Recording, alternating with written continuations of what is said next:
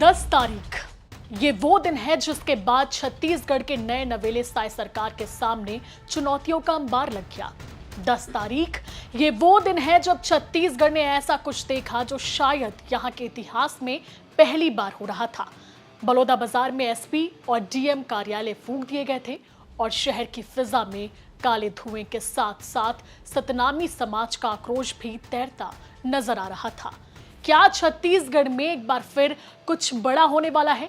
10 जून को बलौदाबाजार में हुए उग्र प्रदर्शन के बाद अब सतनामी समाज राजधानी रायपुर में एक बड़े आंदोलन करने की तैयारी में है। महीने बदल गए हैं लेकिन तारीख वही है। नमस्कार, जय जोहार दोस्तों, मैं हूं आप सभी के साथ निधि भारद्वाज और आप देख रहे हैं छत्तीसगढ़ तक। 10 जून को छत्तीसगढ़ के बलौदाबाजार में जो हुआ था, अब उससे भी बड़ा कुछ हो सकता है, क्योंकि इस घटना की आग अब तक थम नहीं पाई है। 10 अगस्त को सतनामी समाज जेल भरो आंदोलन करने जा रहा है। 1000 नहीं बल्कि 5 लाख की संख्या में सतनामी समाज के लोग विरोध प्रदर्शन करेंगे और ये प्रदर्शन होगा छत्तीसगढ़ की राजधानी रायपुर में। इस दौरान सत्ता में बैठे लोगों की अर्थी तक निकाली जाएगी और सबसे बड़ी बात तो ये है कि सतनामी समाज के लोग सार्वजनिक रूप से हिंदू धर्म का परित्याग किए जाने की तैयारी में है। चलिए आपको थोड़ा पीछे ले चलते हैं। राजधानी रायपुर से 70 किलोमीटर दूर बलौदाबाजार में 10 जून को जैतखाम तोड़े जाने के विरोध में एक उग्र प्रदर्शन हुआ था। इस प्रदर्शन में एसपी कार्यालय और कलेक्ट्रेट परिसर को एक साथ आग के हवाले कर दिया गया। सैकड़ों वाहनों में तोड़फोड़ और आगजनी की गई। कई पुलिसकर्मी घायल हुए। इस हिंसा से पूरा छत्तीसगढ़ दहल गया, क्योंकि इससे पहले ऐसी घटना प्रदेश में कभी नहीं हुई थी। ऐसे में लाजमी था कि साय सरकार पर गंभीर सवाल उठते।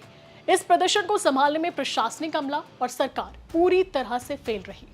हिंसा के बाद हरकत में आई सरकार ने एक्शन लेना शुरू किया।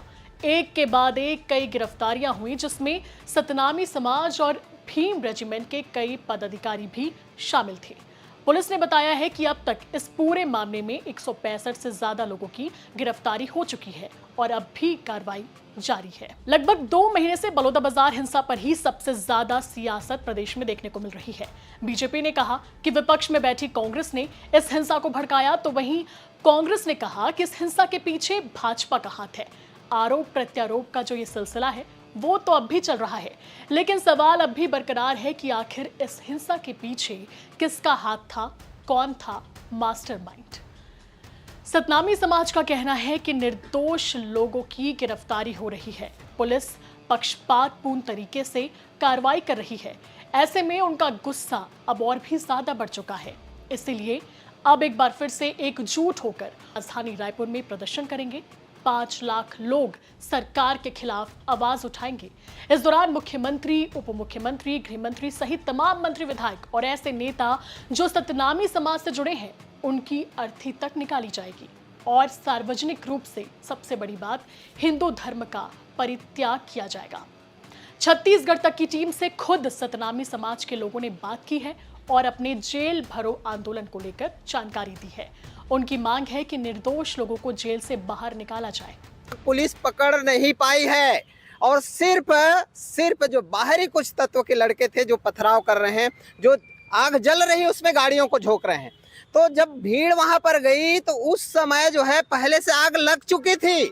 तो ये जांच का विषय है कि पहले किसने आग लगाई। हमारी भीड़ तो वहां थी, हम लोग आंदोलन कर रहे थे, धरना प्रदर्शन कर रहे थे, स्पीच दे रहे थे।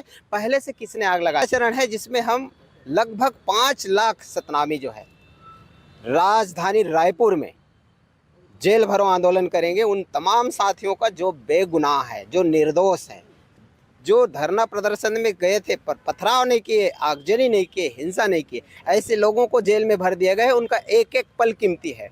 तो हम मांग कर रहे हैं कि भाई आप भी मान रहे हैं कि कुछ निर्दोषों को पकड़ा गया है, उसको छोड़ा, तो क्यों लेट कर रही है सरकार? तुरंत उनको छोड़ा जाए। उनके एक एक पल का हिसाब कौन सी तारीख को करेंगे?